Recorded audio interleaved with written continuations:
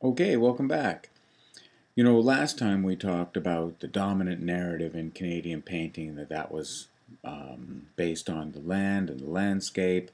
You know, how we're kind of obsessed in this country with our relationship with the land and its alienating, isolating effects. And in fact, all the people who talk about the places that they've been in Canada and all the wonderful sights that they've seen can be kind of obsessive. Well, this time we're going to talk about a counter narrative to the narrative of the land and our relationship with the landscape, and we'll look at portraiture and other forms of abstraction, especially leading toward non-objective painting eventually, and how that counter narrative can be quite strong.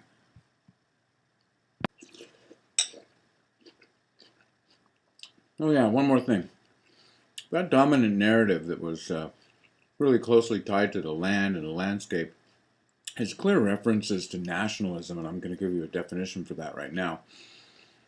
But can we look at this counter narrative of other representation in painting, landscape, still life, urban scenes, abstraction? Can we see nationalism in there too, or is it just the local? What do you think?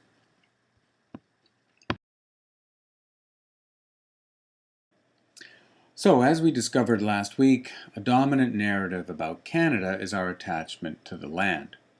Now, whether you choose to believe that this is because we are settlers in a place that was chiefly already inhabited, or that the vastness of the landscape isolates us and unifies us, perhaps at the same time, it's unmistakable that we define ourselves with stories about the land. The land has become a kind of an icon for us.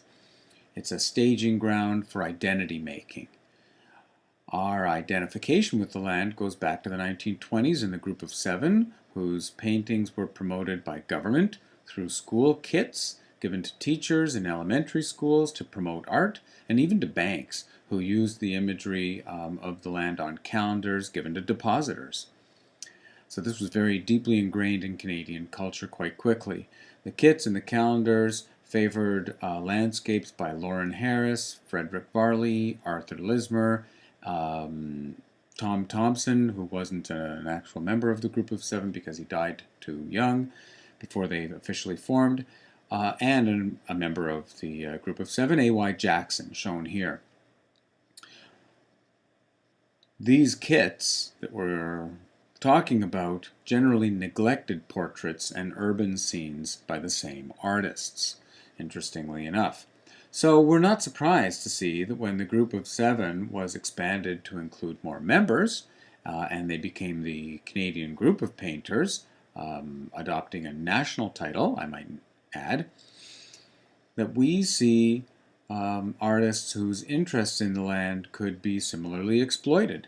Isabel McLaughlin, who was the daughter of Robert McLaughlin, the founder of the Canadian arm of General Motors, she was an artist, and she adopted a special niche in landscapes, as we see here, by focusing on the interface of the natural environment and industrialization. Very interesting. The gritty mine workings here are set against the openness of the land. It's notably devoid of people, as though the land was empty and simply waiting for settlers to exploit its resources. She's showing the land to be a neutral but also a local place. Think of the regional interest in Alberta oil today. And so not really national. But we still have to ask ourselves, were modernist narratives against national narratives? Like, were they not in favor of them?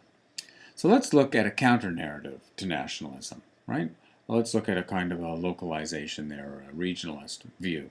John Lyman, an artist, teacher, and founder of the Contemporary Art Society in Montreal, was definitely in favor of modern art, and he was more of a regionalist than a nationalist. He felt that subjects were all more or less equal, and that painted objects should be broken down into basic elements, color, line, especially form, and his art, as you can see, was devoid of anecdotal detail.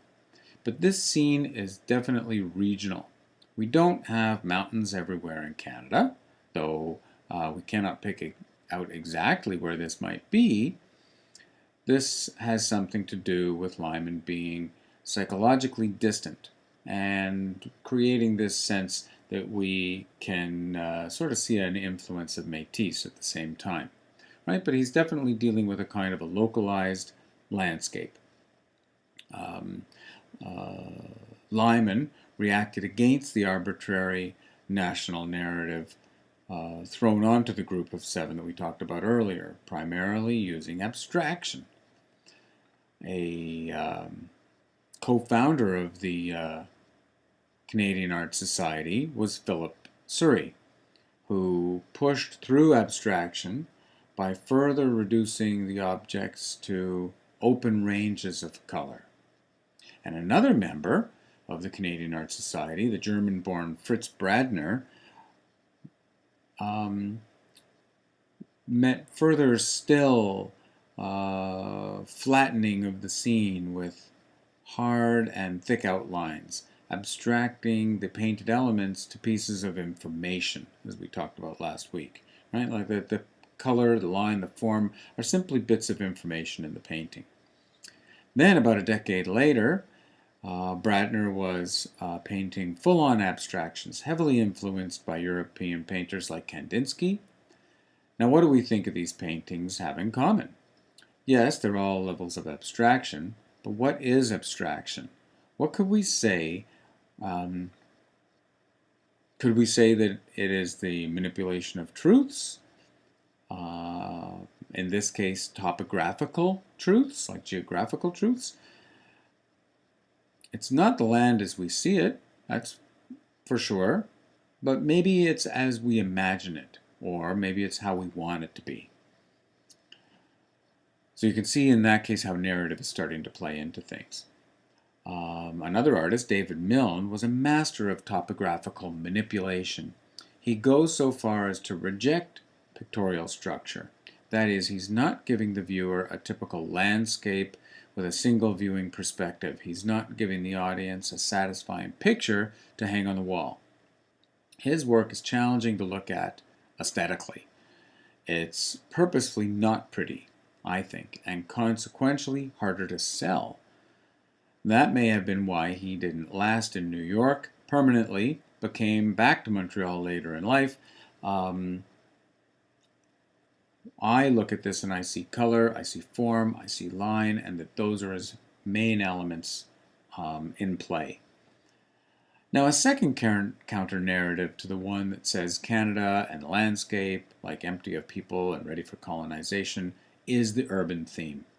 Philip Surrey was very interested in urban themes and scenes, which he populated with anonymous people.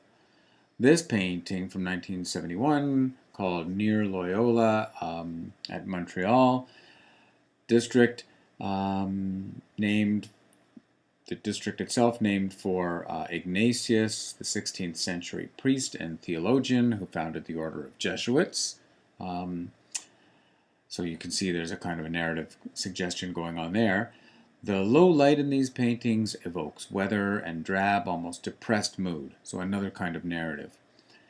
But it's also an emotionally unattached picture, right? It tells no story, but is rather a kind of a mundane scene of everyday life. In fact, I would call it reportage of the most ordinary, right? Where we're reporting on the most ordinary stuff. Like we find in modern paintings, it has subject matter, but does the subject really matter? The artist André Bialet does a similar thing. The subject matter, in this case a church in Ile d'Orléans in Quebec, and a small crowd of people, is typical, but he treats the subject in modernist approach. He reduces the subject to swaths of color and breaks down the form. Another painting by Bialet called The Women of Torcello, painted in 1960, shows the artist succeeding in completely abstracting the subject to form, color, and line. Look closely. Is it possible to also see the patchwork of lines and colors as a kind of loose landscape seen from a great distance? What do you think? In either event, we've seen that there was a strong narrative in Canada that employed the land, but equally strong counter-narrative involving urban scenes and abstraction.